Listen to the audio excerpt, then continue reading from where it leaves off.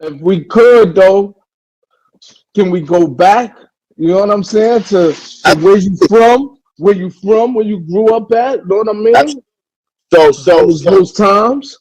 One parent home, two parent. How things was, man. And the youth. I'm gonna give you the whole rundown.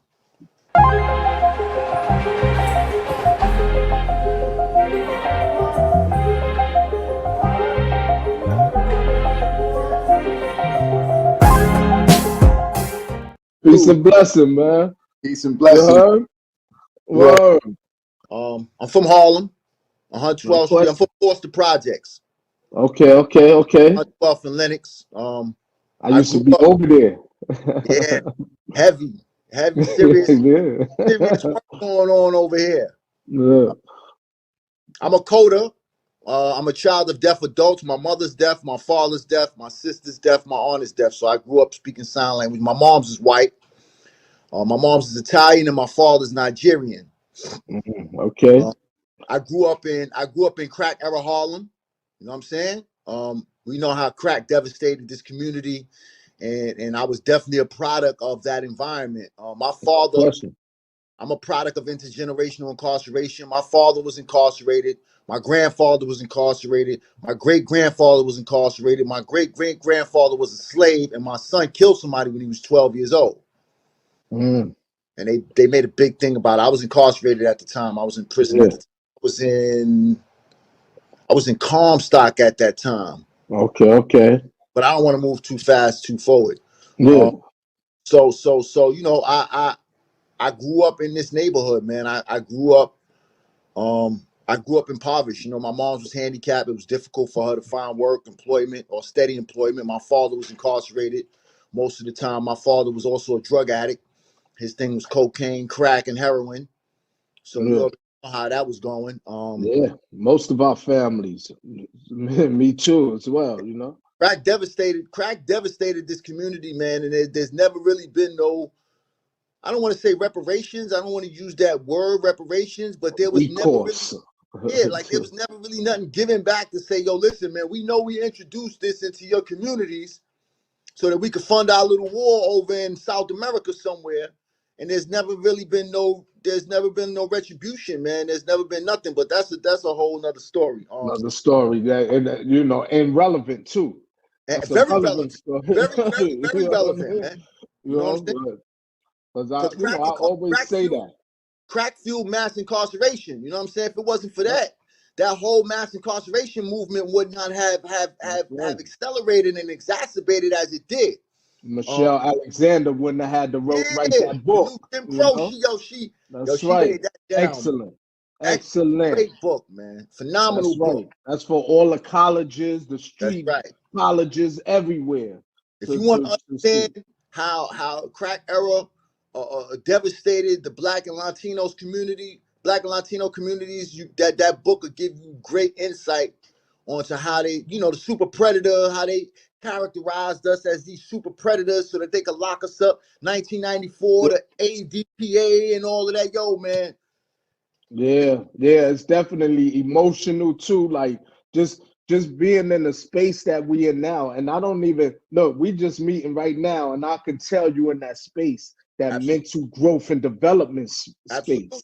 You know what I mean? That a lot of us go through when we doing that time in there. You yeah. know, some of us choose to just, you know, deal with whatever it is and don't even look to grow and develop. Some of us that do, we get People, those blessings. that's easy to do. That's right. We get those blessings because you even said it, like you could have been in there so much longer, Yo, but bro, you chose to take the steps. my max So, expiration date was 2049. I'm yeah, supposed to be in prison for another 26 years, no 25 years. I'm question. supposed to And, be here. and that's the blessing, not for nobody else. That was for you because you That's put that right. work in. That's right. That's I say that all the time too because I was serving just 25 years to life, right? With multiple cases under Right. that got put in that got when we consistent ran Consecutive, consistent consecutive instead of I concurrent. mean Man, concurrent instead of right, consecutive that could right. have easily been ran Very easy. consecutive. You That's know how what I I mean? ended up with the 50. My joints was consecutive. I had two trials. No 25 and question. 25. No question. And just the life alone on the back. You know what I mean? If I didn't put the work that I put in, I would have never made it home 2020. Yeah, you've I been would still be there right now. lost. You know what I mean? So I definitely identify what you're saying on that. Definitely. So and and growing up in these areas, like where was you mentally, your mind back then in So, Harlem growing so up? let me just say Go. this. Right? When I was 10 years old, I was arrested for assaulting my teacher in the 5th grade, right? I sprayed him with the fire extinguisher. Long story short, without going into all of the details surrounding that, which I don't have a problem doing, I sprayed my teacher with the fire extinguisher. You know what I'm saying? And white Jewish man at that. And what happened was the police came and they arrested me. And there was a debate about whether or not they were going to send me to prison or whether they was going to send me to like the mental health institution. So I ended up being sent to a mental health hospital right here at Mount Sinai Metropolitan. Mm. Drugged up on all of these medicines. They classified me as being this problem kid who couldn't be controlled, and all of these things, man. Another issue in our community, the mental health right now. But go ahead. Right? You know what I'm saying? Just give them medication, slow them down, and just let them stay lost. Yeah, It ain't no real therapy. It's just a temporary solution. It's a band-aid on an open wound. on the open us question. So from there, I was sent to these various groups homes, Pleasantville and Hawthorne, where I learned how to become a criminal. It was at these places that I learned how to become a criminal, because prior to that, I was just a kid, man. I was a kid. I was a little mischievous. I might have been a little bad, but Mm-hmm. I was still a kid, man. And I didn't really understand what it was to be a criminal and how to take something from someone else for the sole purpose of monetary value. I didn't learn that until I was placed into these institutions around these other people who taught me how to do these things, right? So I came home at the age of 13, um, and I had spent 3 years of my life as a kid in these mental health institutions, in these group homes, man. Them joints destroyed me. I came back out here in a whole different mental space. Yeah, You know what I'm saying? Some things happened to me in them places that I can't even begin to explain, bro. That turned me into somebody that I was never meant to be, right? So when I came out, it was crack era Harlem. We talking about 1987. Crack had just hit the scene. Dudes my age was making $1,000 a week, two, that's three hundred right. a day. That was unheard of.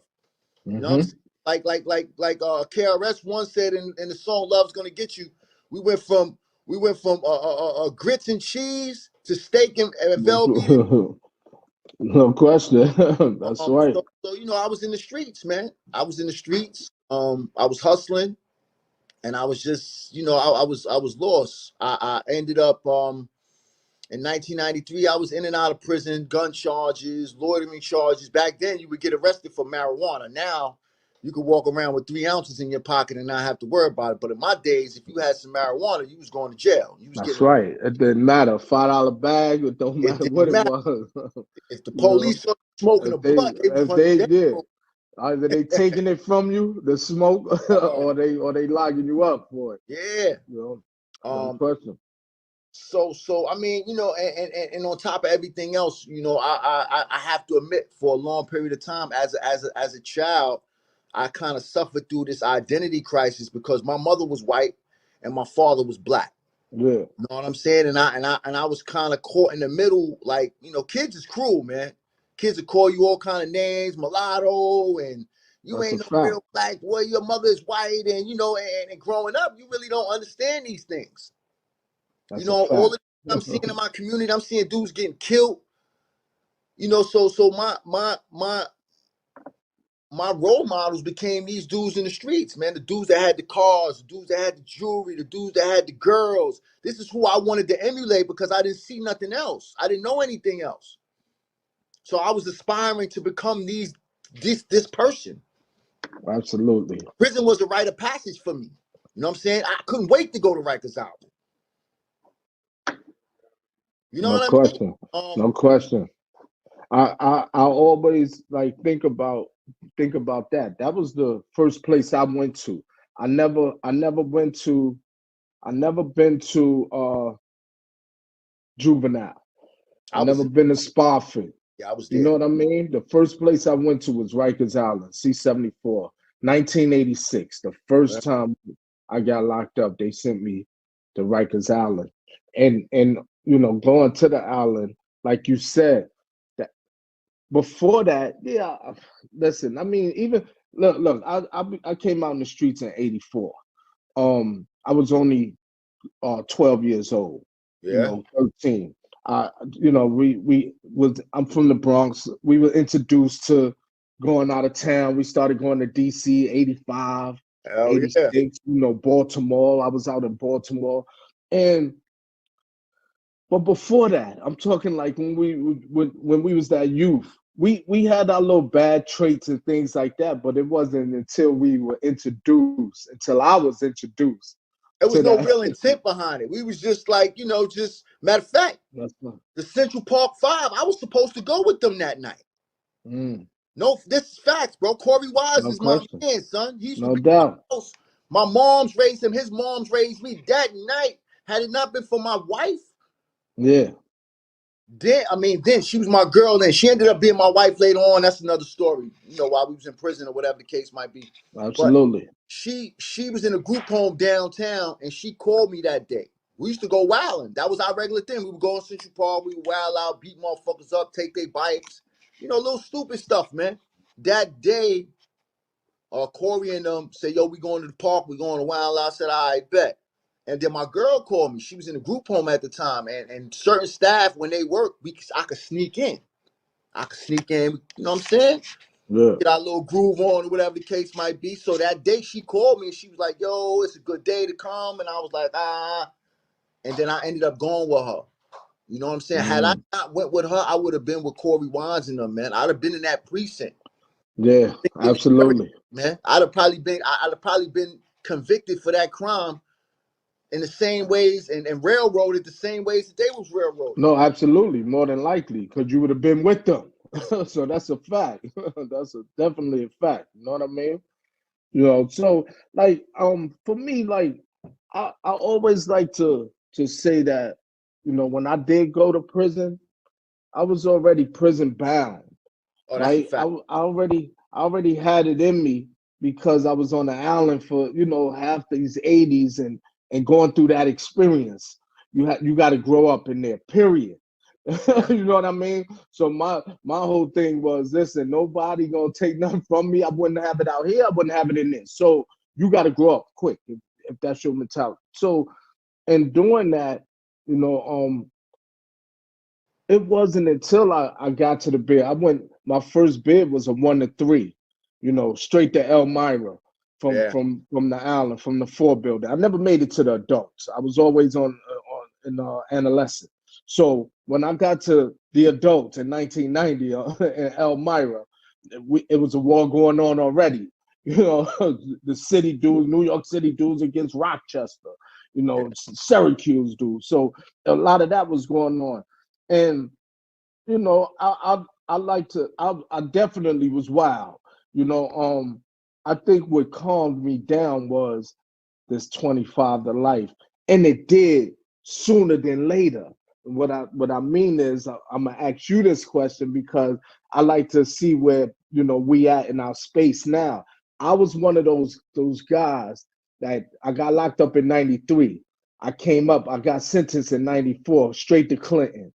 96, 97, I was closing those gates. I don't want the yard. I don't want the. So for me, it happened early because I was going through my growth and development a little bit Right. more earlier than some. But I know that most of my crew, you know, dudes that I've been around, that you know, those brothers that I grew up with, it took 5, 10 years before they actually got it and said, let me settle down. So what was it for you? Like, you know what I'm saying? And your time going through the system, man. Now So, as an adult. so I got locked up in December of 1996, and at that time I was gang banging. I was the big homie. I was the big homie. Yeah. And I was just wild, man. It took me a little while. It took me longer than it should have. It took me almost 10 years, man. Because I didn't drop my flag.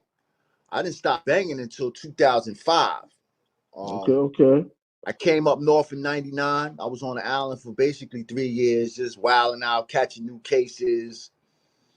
Just banging, man. I was a wild boy. And anybody that was there can attest to that.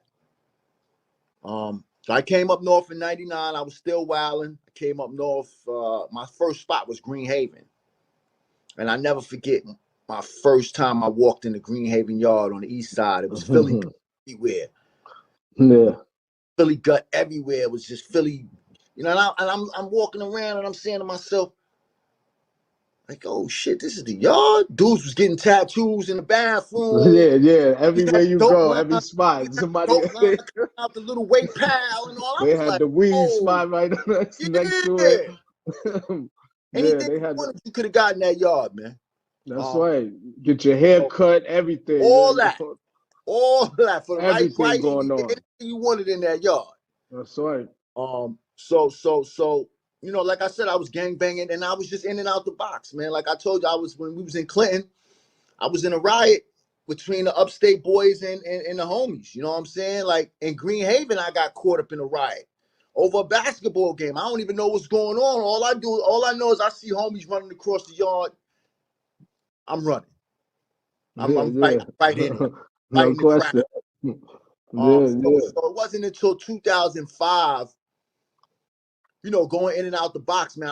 I spent a substantial amount of time in Southport and upstate. I was losing weight. I had a wife at the time. We wasn't getting no trailer visits. She was pressing me. Like, yo, what's up? Like, what's up? Under this pussy? Like, what's up? What's going on? Calm down. Like, what are you doing? So it was really the box though that slowed me down a lot. That really gave me the time to really think and reflect on. I began to reflect on my values and my morals and my principles, right? And I began to ask myself, like, what am I gaining out of this? You know what I'm saying? I'm sitting in the box on the shield. I'm on the loaf, bro. I'm on the loaf. Right. 21 days straight, 3 times, 63 days. I was on the loaf. I lost 48 pounds. Yeah. Starving. That's right. I'm reflecting. I'm saying to myself, like, yo, I can't spend the next 50 years like this. Yeah, keep doing this shit. I ain't getting no younger at all. No younger, you know what I'm saying? I'm not really like doing my case. I'm just wowing. And I had to really like those reflection moments, man. And in all honesty, I began writing. Writing became very therapeutic for me. Nice. Poetry, essays. I always been highly intelligent. You know what I'm saying? I just didn't have no real structure, no real guidance. You know what I'm saying? Had I been white, they'd have took me and probably put me in one of those gifted classes, and I'd have been an engineer or a doctor right now. I'd have been working in NASA somewhere. But being that I was black and I was in the inner city public school with one teacher and 35 students, the teacher didn't have no time to give me the attention that I needed to direct me in the ways that I should have been directed. So instead, I sat in the class, finished my work, and became mischievous because I was bored. Absolutely. Anyway, like I said, in 2005, man, it was just too much for me, man. It was a lot of treachery. That's when I'm gonna use a term that a lot of dudes is maybe unfamiliar with, but a lot of dudes are familiar. It's called 1090, right? 1090 is set tripping. That's when the set tripping began. And in all honesty, man, when I started banging because of the oppression that the brothers was receiving from the Latin gangs. I didn't start banging to start killing my own people. I didn't start banging to start for black on black crime. I wasn't with all of that. Yeah. I got now. You supposed to be my brother, but now I gotta watch you and I gotta watch them. Nah, that's too much, man. That's too much. Yeah, that's too much. That's a fact. I gotta watch you and I gotta watch them. Something's wrong with this picture. So that was something that attached to everything else. That was something that made me, to decide to take a step back. I had to exit. I had to figure out a way out because, I realized, man, like I'm getting ready. I'm gonna die in prison, bro. Yeah. And you also reflecting and knowing that you still got people out here that love you. That's a fact. You know I'm what I still mean? getting That busy. makes a big difference too. Yeah, I'm You still know what I getting mean? busy. Like, Still got, damn, I what am I still got doing? people reaching out to me from the streets saying like, "Yo, what's up? What's going on, man? We hear you in there wailing."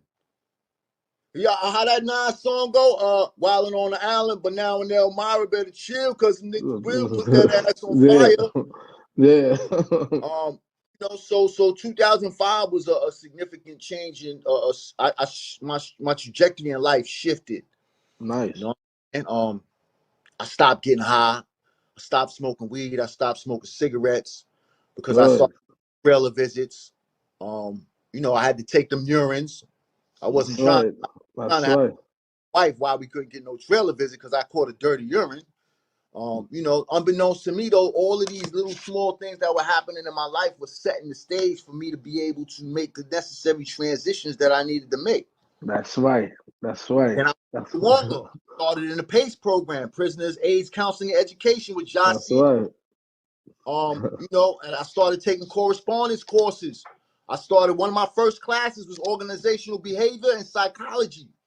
You know what I'm Nice, saying? nice. I fell in love with both of these things because I realized psychology was telling me how the mind works, and I began to understand why I was doing some of the things that I was What doing. you was doing. That's right. Those was our terms, our terminologies in there. Yeah.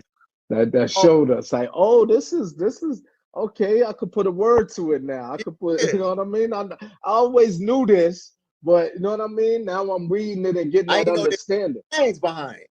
Yeah, now I know the science. That's right. Now I know the science. That's right. No question. I was always they used to call me superb in the prison system. Okay, superb. Yeah, superb. Okay, okay, okay. Originally NOGE. You know what I'm saying? Nation of Guards and Earths Yeah, back Nathan, no in question. So I was always at war with the Spanish boys when I was in the penitentiary. Yeah, Even yeah, way back when in Spofford, when we was no wearing question. blues and all of that. But that's when I began to make my changes and I began to see things clearer. And then when my son caught that case in 2008, 2009 was 2008. My son got into an altercation with a Chinese dude on the west side by Columbia University. The dude ran into traffic trying to get away from my son. My son grabbed his jacket, tried to pull him back. He pulled out the jacket and fell into the traffic and got hit Mm, by a car and died. mm, You know what I'm saying? And for me, bro, like that's when I realized, for one, I realized that I had abandoned my son and that I wasn't there for him the way that I should have been there for him. I had always said that I would never abandon my son the way that my father abandoned me, but I ended up doing the same thing. yeah. So that was a significant point in my life where I realized that, you know, I had to help my son and then I had to also help other kids that were in similar situations. I didn't have nobody to really, the dudes that I was talking to was into the same things that I was into. I ain't really have nobody to give me not nobody that I respected to give me Give you no that guidance. guidance, right? You know what I'm saying? No To say, question. like, this shit you doing right here is not gonna get you nowhere but in the penitentiary and in the graveyard. Yeah. Just to digress on that for a minute, man, because when I got locked up, I left my Hey, yeah. Chinere, can you bring me a bottle of water, please? Thank you. Yeah, when I got locked up, my son was 4 months old. And I Mm, said the same things that you said. Same thing to myself. Like, you know what I mean? I don't want to be like my father. My father was locked up, my whole bed. You know what I'm saying? So I told myself, I'll be here for my son. But but being there for your son thank is being that responsible person, that responsible parent that actually realizes the whole, everything, the whole surroundings, your whole environment. the And whole I dynamic. chose, yeah, and I chose not to do that. I lived off of materialism. So, he had everything before he was born. He Right. he had it all. You know what I mean? But when I sat back and reflected on that, in the coming years of me having 25 years to life, I'm like, damn, I really left him, man. Like, I Him. really did what I said I wouldn't do. Yep. Like, and now I left him out there to do whatever, without my guidance, without any positive guidance. So I was fortunate, and I'm blessed for that too, that my son never went to prison. His mom's left me because she found out a whole lot of stuff that I Right. was cheating on her and everything, and she left and went to Florida. Mine's And went to I didn't Florida too. That's right. And I didn't know where she was for about 4 to 6 years. And then I found out, and then I started to write in there and trying to establish a relationship with my son. Yeah. I finally seen my son from 4 months old. 14 years old was the first time I seen my son. His Mm, uncle brought him to Sing Sing on the visit floor. mm. That was the first time I seen him. My son's 6'3". I'm like, wow, like I couldn't believe this. You know what I mean? Without getting into that whole story, the reason why I brought it up is because me and him have a relate. He's one of my producers on Success That's After what's up. Lockdown now. You know what I So, mean? And he goes back into the prison and he films parenting classes for the Osborne Association. He worked for them since he was 14. My son 30 now. You know, and he does a lot of film directing. He works in Carnegie Hall and Lincoln Center as well. He films in there. He lives in Brooklyn. You know, okay. What's up, die man? hard Brooklyn. You know, die hard. He ain't going nowhere. I'm trying to get him out of the city. He ain't budging, but he's doing Exactly. real good. You know what I mean? But I say that I still felt him. You know what I mean? Absolutely. Because what you just said about your story about we left our children. You know what I mean? And we knew that. Well, we didn't know at the time because we was running around in this environment in this distorted value system that So we value. had. You know what I'm saying? That's what I like to call it. It's a distorted value system we have. Yup. And we shedding that now as we speak. Yup. Because I don't think it just happens overnight. You know what It I mean? I definitely does. think It's a process. this is a long A a process. long hurdle, long process that we go through. And I just want to say that, for yourself, man, when I hear you, say that these are the things, these were pivotal moments for me in the box. You know what I mean? Reflecting. I can't keep doing this. A lot of us, we lose our mind. You know what I'm talking about? The brothers that we grew up with, that's gone, that never got this chance to Spitting actually. cheese out their mouth. That's right. That never got this chance now. Yeah. Man, trying fake hanging up, cutting up, doing all kind of crazy stuff just to get out of there, man. And then Flooded. now, And that's another issue because a lot of them, look where they at too. They on these meds. They shooting them up with a shot that they lost. lasts for a month and they stuck like zombies. Whoa, like That's some how they was in there. I mean, brothers that I grew up with, that was, them ICP units. oh, they Them flooded. program units, they got them dudes up in there. Like when they come through the mess hall, it's like what the like WTF? Like, yo, what's going on? Like you smell them, they got body odor, they don't take care of themselves, they just on meds, bro. They just stuck Yeah. in zombie land. Yeah, so I want you to just, if you could share with me, like, you know, uh that first time, man, when you received that 50 years, man, like, and going up north, man, that first day in the cell, like, did you ever reflect on it? How was your feeling? What was your motivation back then, man, at that time? It didn't really so I so in 1995, just backtracking a little bit, right? I caught a kidnapping case. And at the time I had a lot of work in the streets. So when I came home, when I beat that case and I came out in 96, early 96. A bunch of dudes owed me money.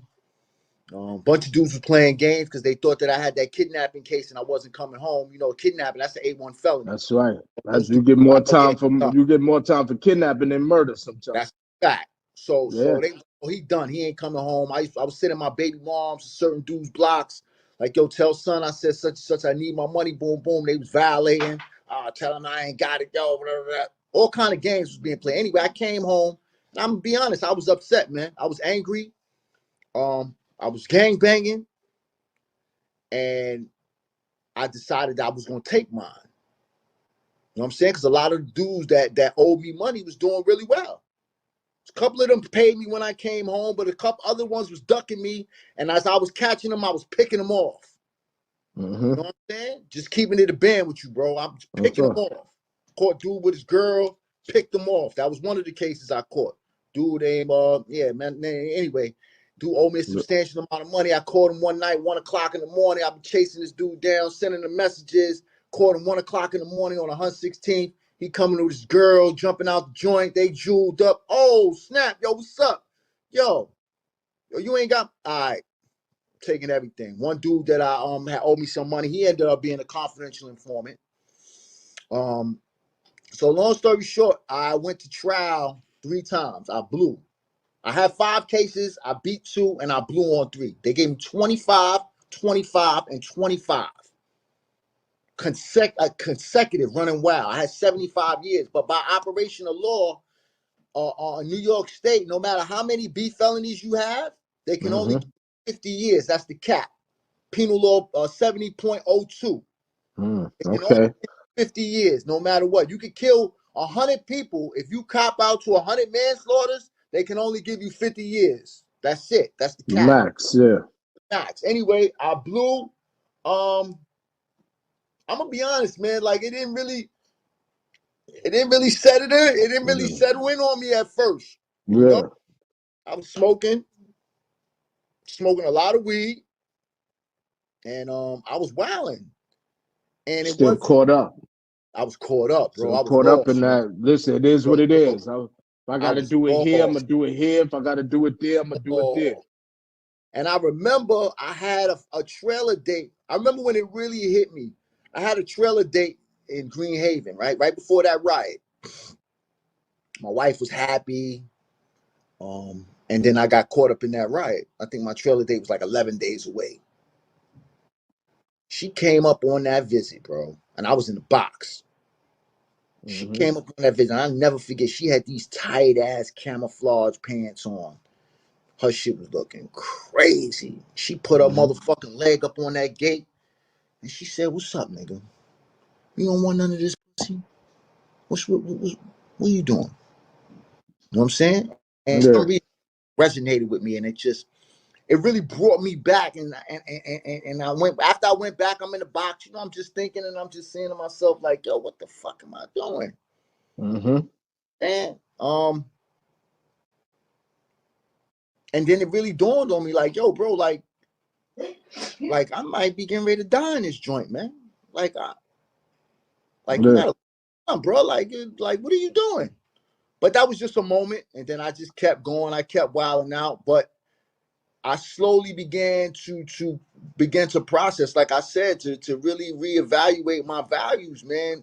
And I was sitting in Southport, you know, because in Southport, you go up in there for the first 14 days, you can't have nothing. Nothing, yeah. They don't give you nothing, no books, no headphones, nothing. I'm sitting in there, man, and I'm losing my mind. That's that transition. I'm replaying my life over and over and over in my head. All of the mistakes that I made, you know, all of the people that was in my life, all of the people that I loved, the people that I hated, everything. It's just like a movie was being played in my mind over and over and over. I'm counting the cracks on the wall. And it was just like, you know, it was at that point that I really realized, I said, yo, man, I got to get my shit together. Of course, sir. I got to get my life together. I swear. I kept asking myself, like, I'm finding because most of the time, I was never really a troublemaker, bro. Most of the time, when I found myself in situations, it was other people's situations. That's how it be, too, a lot.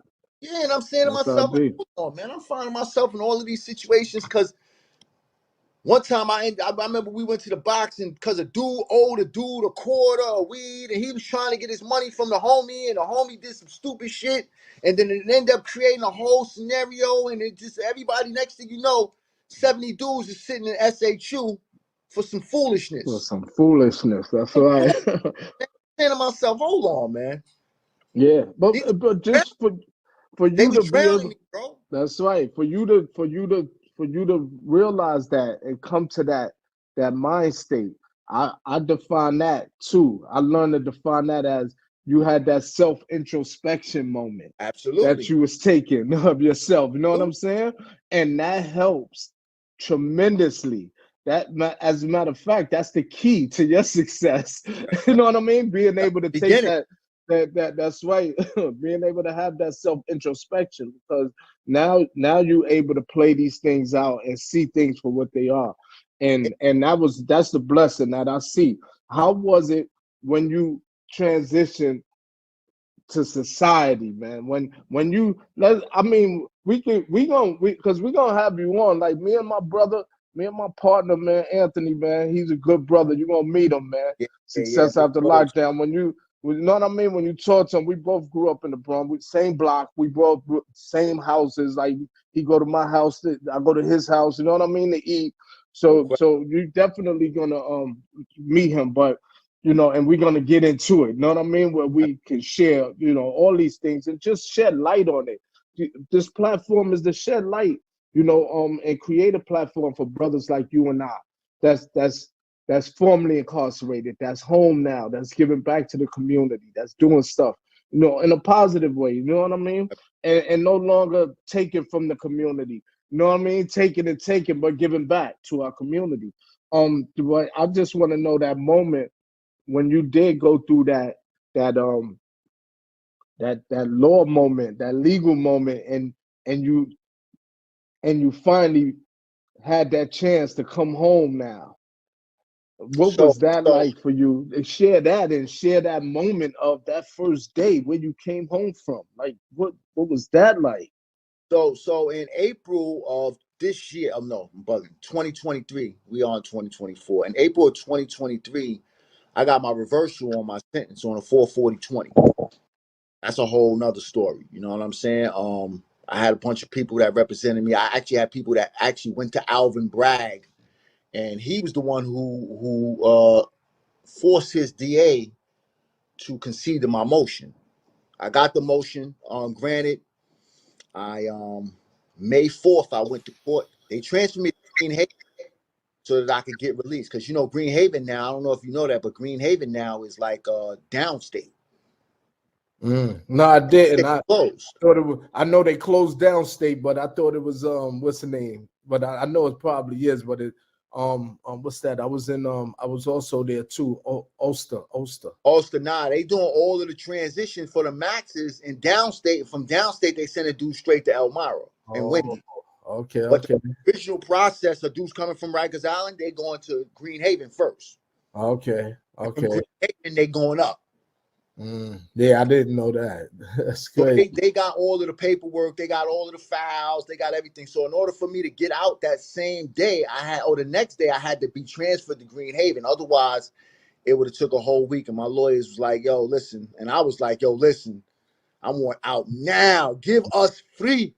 Yeah, no question. So I got out May 4th. The brother Fashion came to pick me up. JJ came to pick me up. Julian Velasquez, the brother Blaze. That's right. No question. My son was there. My grandson was there. My sister was there. Nice. Cousin was there. I had a whole entourage. They filmed it.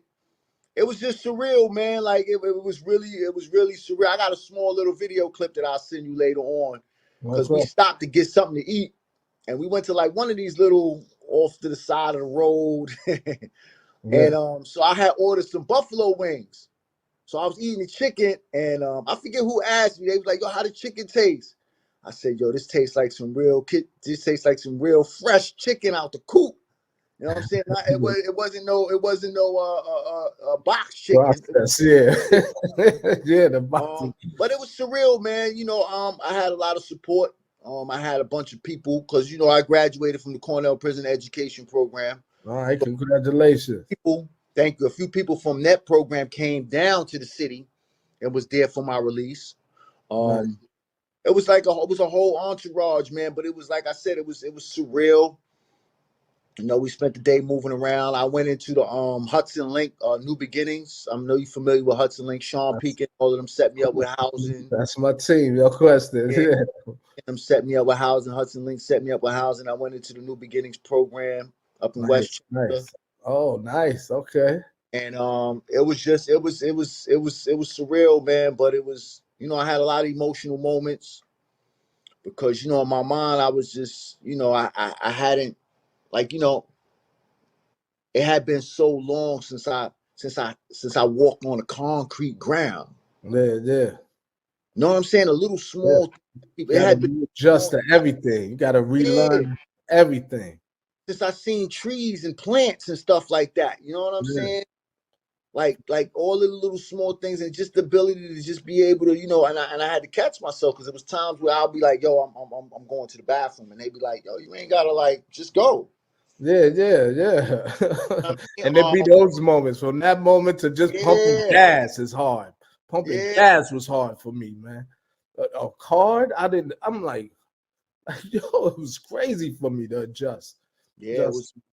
I think I'm gonna be honest. I think that I've been adjusting pretty well now. The reason why, and I think my adjustment, my ability to adjust so well has been because of my connection, interaction with the prison college programs, right? right, But preparation. huh? Your preparation Right. I was back still into socializing society. with people. I was still talking with people. I That's hadn't right. been this hermit crab. Because I knew dudes. So for example, right? I remember I got my man in the CPEP program at Auburn, and he had never really been around no volunteers. Man, in prison they teach you that you're not supposed to talk to women. You know what I'm Yeah, saying? that's You're not right. supposed to look at them. Yeah. You're not supposed to have no interactions with them. You know Don't what I'm get saying? So when close my with man first nobody. came, yeah, when he came up for his first day of school, he couldn't adjust. Like, he couldn't, like, he didn't know how to have a conversation.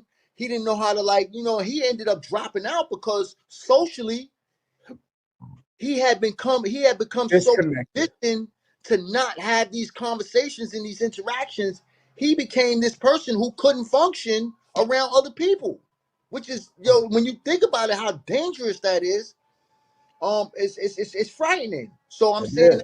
I think my transition period has been so successful because while I was incarcerated, I was ILC. You know what I'm saying? I was IGRC. I was in the grievance program. I Had was to running the interact 88 with the gun program. administration. You got to Right, I'm learn to interacting with interact with. people. I'm That's vibing right. with people. I'm in this college program, so I'm socializing, and I hadn't become this hermit. And I walked out the door, and I'm still able to have those conversations. And And and a lot of us become them hermits, man. A lot we yeah, know, me and you know too well, man. And so that was the blessing too for you, man, because and it ain't that you think, you know for a fact that's what helped you to where you at now, yup, to adjusting out here. yup, That helped. That's our preparation. You know what I'm saying? And I always say that because when I grew up in that education system and yeah, in prison. You me know what I too. mean? Like, I grew up in there. No question. We did. That's a lot Yup, of us.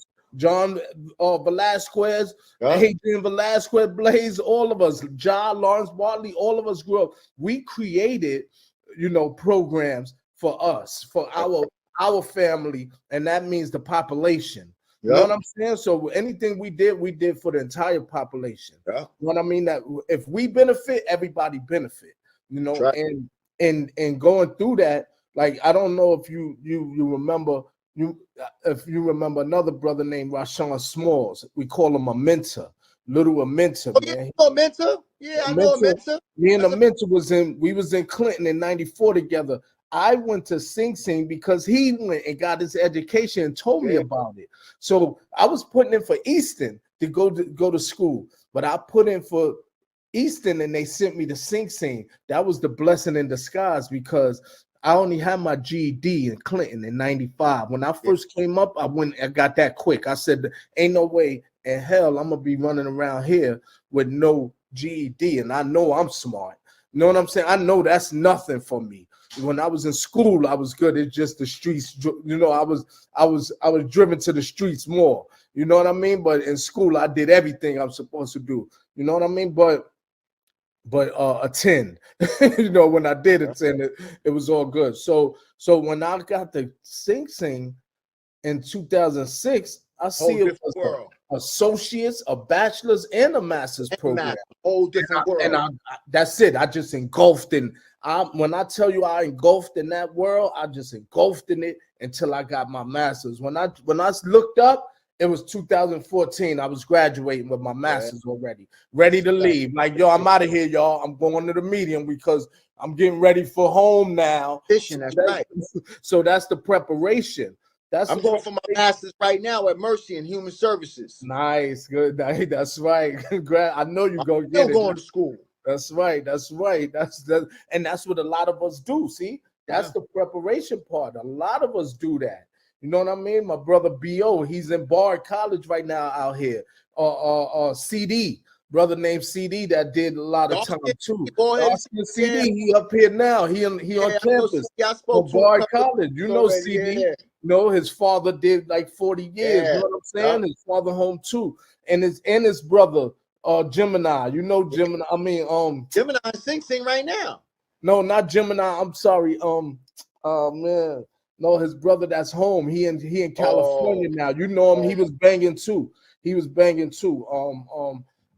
When I remember his name, you'll know him because I stay in touch with him too, man. Good dude.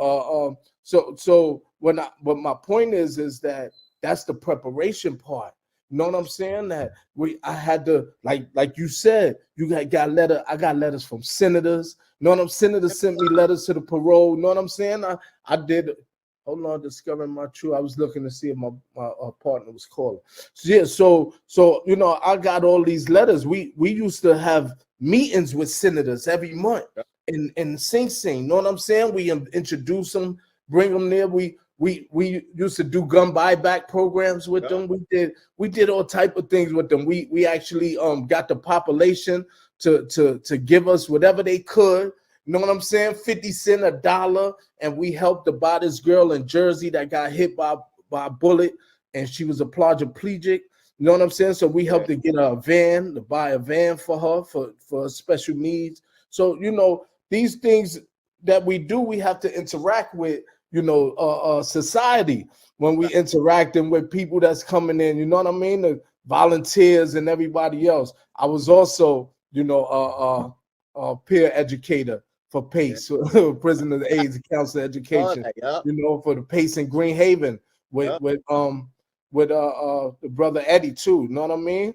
I was over there and in Sing Sing. You know, I don't know if you know Lamar Bryant, or Tachi.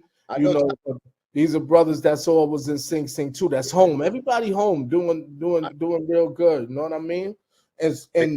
And so when I was in there, I seen brothers going home. This was like since 2006, 7. I seen brothers going home that did 20 years, 25 in 2007, 2008, 2009, and then coming back to graduations. So I made it my business before I graduated. My first graduation was in 2011. I graduated my associates in Mercy 2011, my bachelor's in 2012, and then my master's in 2014. And before that, I was getting put on that setup crew for all the graduations. You know what I'm saying? You know how I did. Going to eat and going to converse with the administration, with volunteers that's coming up. You know what I mean? To get those letters, because I was preparing 10 years before I went to that early for a performance. You know what I mean? And then I started to see a lot of brothers that's going home and coming back to the graduations. That inspired me. I said, one day when I go home, I'm going to be able to come back. You know what I'm saying? I was able to come back last year. I went to Mercy College graduation last summer in Sing Sing. I see other brothers that's in there now that's just getting in the college program. We're working on to go up in there right now. No question, no doubt. I already know. And listen, and Blaze took the helm. He took the helm with the organization that we all created. And he got the superintendent working for him, man. Phenomenal job. How real is that, My boy got a phenomenal job. Superintendent working for him, bro. That's right. Where you see that at? You don't see that nowhere. You don't see that nowhere. Miracle, man. That's right. And so what I did was when I seen those men, I said, wow. I said, listen, I wanna give back, man. I want to be able to create this platform. Yeah. This is where Success After Lockdown was born. Right. This was born out of that, me creating this platform in Sing Sing. And then I said, hold on, wait a minute. I seen this show that came on, Love After Lockdown. A lot of us know about Love After Lockdown. A lot of us watch the reality series and what's the other one from New York? The Love Hip hop. Love Yeah. and Hip Hop New York and Atlanta. Yeah. And Yeah. I started to say, hold on, you know what I'm gonna do? And Julio Medina, he's the CEO of Exodus Transitional Community. He was my professor, one of my professors in my master's class in Sing Sing. And NYTS, New York Theological Seminary. Yeah. And I told him before I came home, I'm creating this. You know what I'm saying? So he inspired me to come home and do this. And when I came home, he said, yo, look, I got a podcast area for you. Got it all set up. But see what I said I'm gonna do, right? And what I am gonna do, and this is why we're gonna stay in touch. We're gonna stay in touch. Because I tell you, you ask L, I know you know Jermaine Archer. Of course. I know you know. Maine, when you speak to him, ask him. Me and Maine was in the 4 building back in the days when we was kids. No question. Jermaine doing big things out here now too. He just came back from Africa. That's right, in Ghana with his family, and he worked for philanthropists. You know, people with big money. He doing this thing. I stay in touch with him all the time. You know what I mean. But I told him, you on the WhatsApp? You on the WhatsApp? Yes, I am. I'm on the. Yes, I am. Okay, all right. I'm on the delegation. I'm in the delegation and all of that too. You know, everybody is just. I'm up here in awe, and so I'm busy taking care of me and my family and what we're doing. But I always try to come down and do with the brothers. But they do a lot. They doing a lot, and they already know I love them. But you know what I mean? But I'm on this journey right now. A beautiful journey I'm on. Getting what you know what I mean, to being my entrepreneur, being me. But at the same time, I said to myself that what I want to do with Success After Lockdown, and what before was a podcast, I was creating and I am creating, and we're gonna create a reality series. So just like you see Love After Lockdown in Love in New York Hip Hop, cameras follow them. I'm gonna have cameras following people like yourself. Know what I'm saying? Ja. And this is what we creating right now, me and my team. We created a pilot project. There's another brother named Michael Marshall. He did 30 years. He had 30 to life. He made it home. He's been home for going on 2 years now. You might know him. Well, he been Muslim his whole life in there. He's Muslim and he a good brother. He just like to work out a lot. Know what I mean? And he went to school. He got his associates and bachelor's with Bard though. East. You know what I mean? Real good brother. He came home and he's our pilot project now. So when he got locked up, me, him, and a mentor, brother Sheldon Smalls, me and him was like this, 3 thieves. Like we was in Honor Block in Clinton, Maine together. You know what I'm saying? So we was creating our path in life when we was down there. You know what I mean? When we was there together. So he came home. He had a son that was when he was locked up. His son now is like 25. He had a son when he was like 4 years in. We all was getting trailers in Clinton too. And he had his son 25 now. He came home just a little after last year. He got less than 2 out. And his son is NYPD. You know what I'm saying? So we keep the GoPro on him all day, capturing that content. Absolutely. And in the conversation with his son, they building their house in Long Island together. Know what I'm saying? They living together now. So we doing a pilot project. I also had a meeting with a producer already on it, but it's coming. And this is what I want people like you yourself that I know that's in this path, this journey. You know what I mean? That's still that's still coming up. You know what I mean? Because success is measured. You know, when I say success after life, I don't say you're $1 million. You know what I mean? We got $1 million, or we rich. This ain't this monetary thing here going on. Right. This is the bigger picture of your contributions, the values that's right. Society, man. No question. And so that's why I'm glad I met you too. The brother had I heard about you. I heard about you just coming home not too long ago. A couple of brothers that I'm in touch with. I think they was talking about you because you just now explained to me you had the 50 years and you had got it. What's the name? And I can't remember which brothers we were just talking about the situation. And then I get a email from my partner, one of my producers, Mark the cameraman, and I said, and he like, yo, this brother right here, like, we should have him on. That's why I called you right away. Like, yeah, we definitely gonna have this brother. You know what I mean? No doubt, man. Appreciate it too, man. Appreciate meeting you too, man. Know what I mean? And this is how I continue to give back, man. You know what I'm saying? By assisting you also with your organization, man. Because I've been tracking y'all for a little minute now. You know what I'm saying? Just to kind of like, you know what I'm saying? Like some of the things y'all, because you know, you got a lot of organizations that talk about, you know, success and, you know, oh, yo, post-incarceration, and they just be talking about nothing, man. Nothing. That's right. Real downfall of the mentality, man, and what dudes is trying to leave behind. So I've been tracking your movements, and then when I got the LinkedIn thing, I said, let me reach out, man, and you know what I'm saying? I felt like I was ready now. Yeah, no question, no doubt. Yeah, man. But yo, listen, I think everything is for a reason, man. You know what I'm saying? Everything. This wasn't I don't believe in coincidences either. That's right. That's right. Everything was for a reason, man. Know what I mean? And good always detect good, man, in life. Because I took that step and told myself I was full of negativity. I don't think I did. Even though people say I was a good dude, even when I was in that drug world, you know, from 14 to 20 years old. That was, look how short period of time. I didn't live no life, you know. And although, you know, people say I was a good dude, for me, I did nothing negative when I gave poison when I helped contribute to give poison to my community.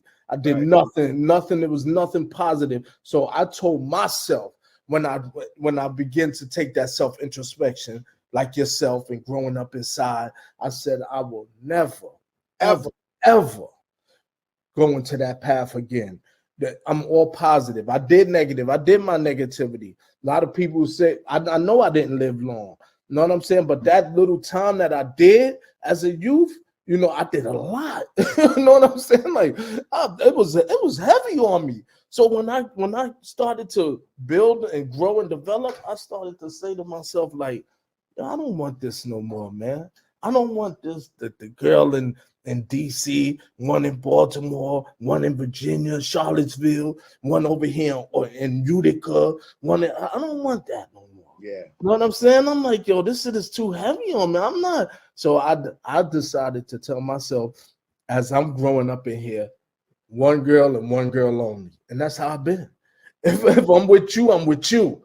If we gone, then I'll find someone else. Because, you know, I always want a woman by my side. You know, I've been married now for 13 years now. You know, they say behind every great man is a great woman. Behind every great man. That's right. Been with my wife since 2010, you know? It's been my wife right here. No question. Come over here. See how you know what you doing. Nice to meet you, though. You're being a woman right now. No, I'm not my no. Yeah, I wanna, and that's another platform we creating. Yeah, those women that did those times, they did time too. Those are we not the only one. They did those, so we want to create a platform and acknowledge them too and what they had to go through. Absolutely, and because everything is a trauma informed. And everything they went through a lot of trauma just like we did. That's a You know ripple. what I mean? Ripple effect. It's a ripple effect that goes on. So we attempted to create that platform as well. To how you doing?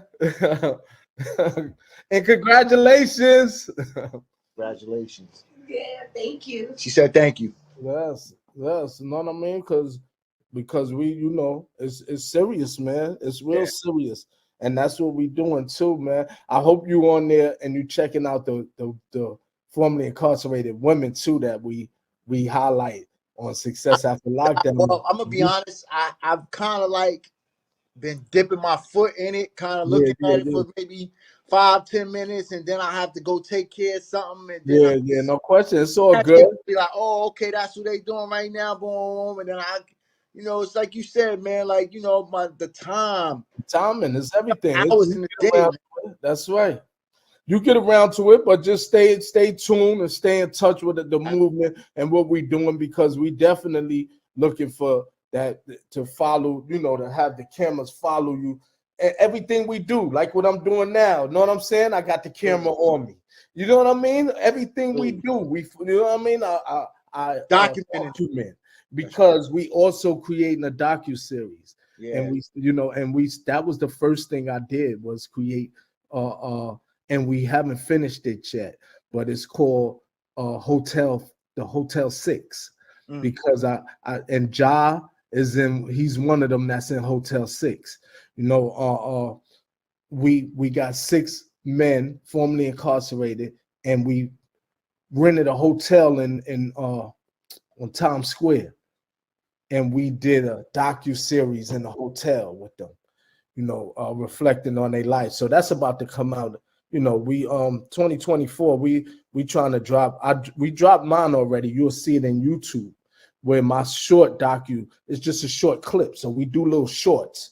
We don't drop the whole thing. We drop like 1 to 3 minutes of the clipping. You know what I'm saying? Just to let the world see. You know what I mean? What's coming, but you know what I mean? It's a short clip, and that's what we're doing right now on the social media algorithm. This flat platform is just showing you these short clips right now for season 3 that's already done. We already did season 3, so now we're about to start the season 4. You know what I mean? So season 3 is already like ready to come out, but we like to work with those because this is crazy. The social media, I'm learning it from one of my producers. I'm learning too. It's all in the algorithm. You got to know what time to push it out. You know what I'm saying? Right now, we're not live, but we're recording.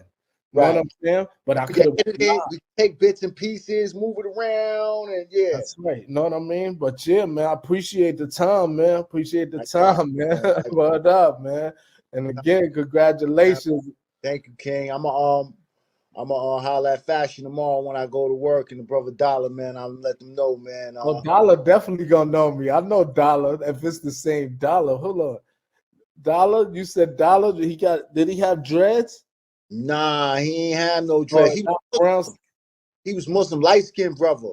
Oh, okay. I think I know him too. I think I know real that Dollar. Fly, real dressy, real. Yeah, I think I know that Dollar. Good dude, man. Good heart, good intention. I think I know that Dollar. He might know me. Ask him, but I will tomorrow. I know what's the name. I know what's the name gonna know me. Fashion. I know Fashion.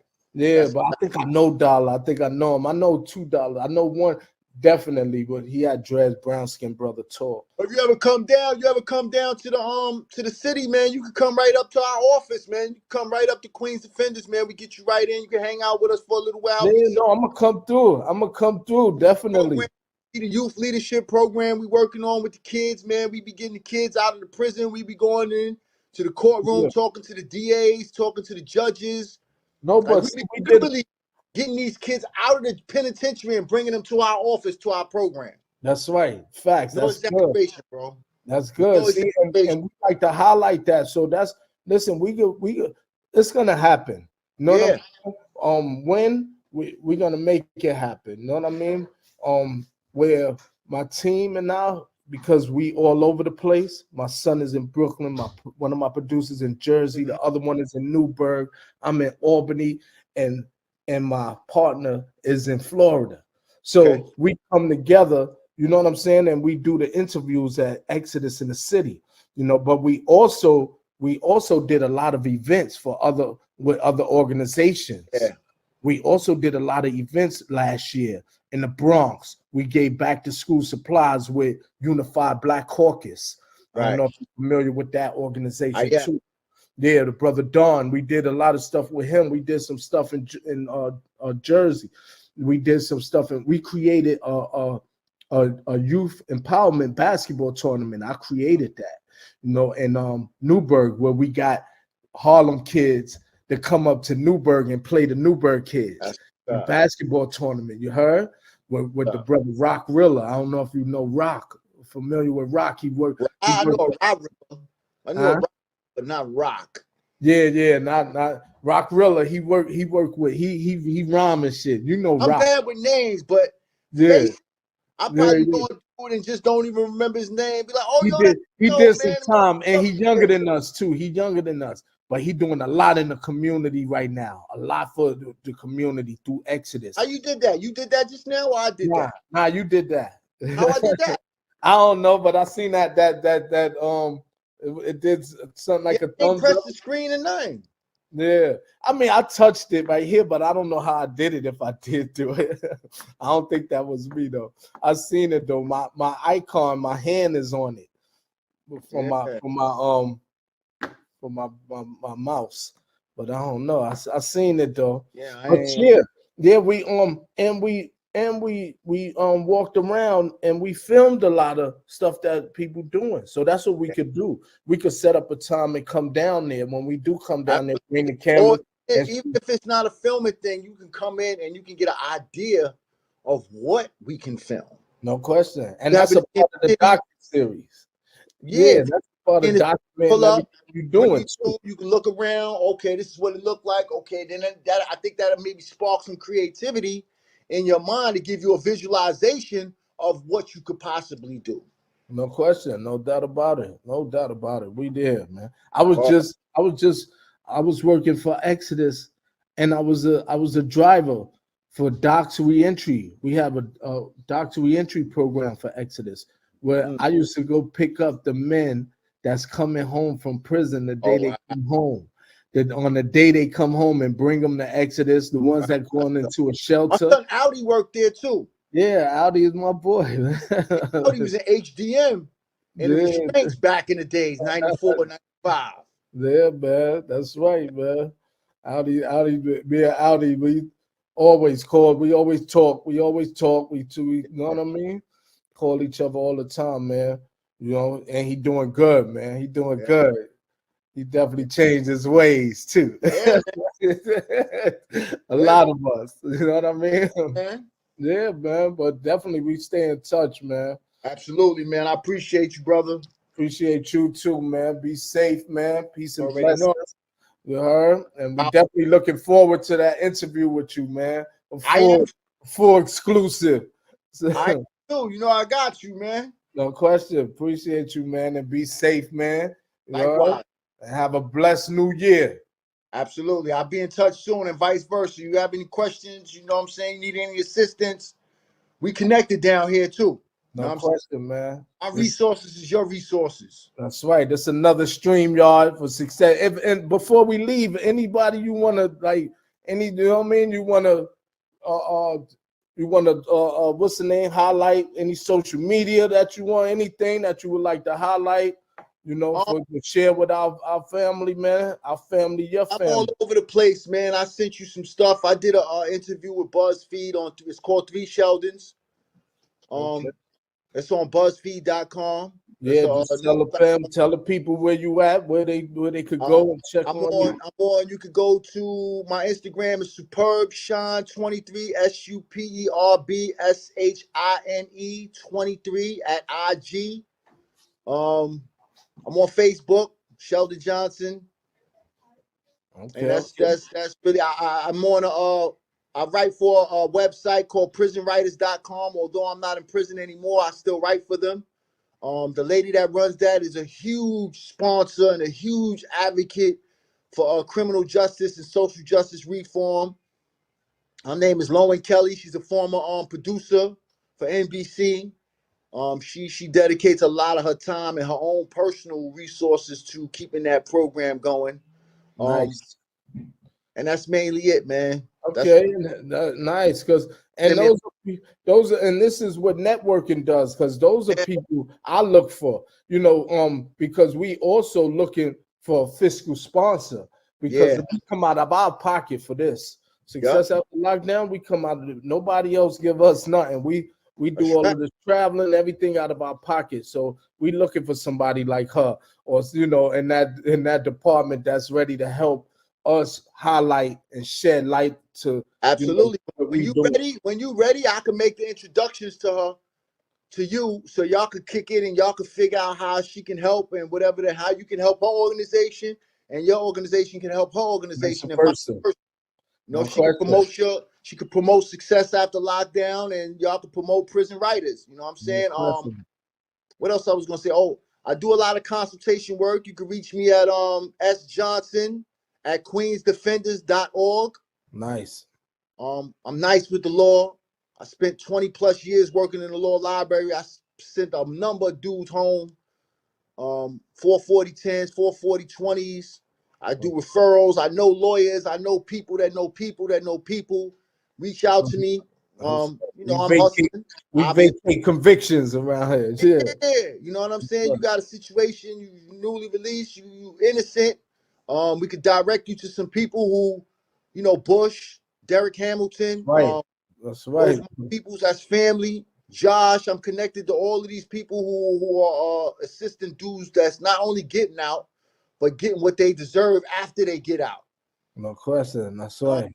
And reach out to me, man. I'm there. Send me a message, and I will definitely reach back out to you. No question. Same here. We stay in touch. You know, with that, you know, success after lockdown. You already know, man. All social medias, man. And we look forward to having this brother back on with us. You know what I mean? And sharing our life story, man, our journey too, man, and what we doing now, man. Real life stuff. Not play. Yeah. That's right. Not a fiction, non-fiction.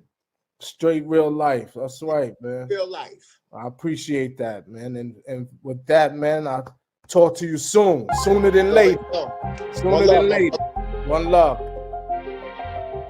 Now to a shocking twist in a murder that stunned a neighborhood in the Bronx. A man found dismembered inside an apartment. Police arrested a man named Sheldon Johnson.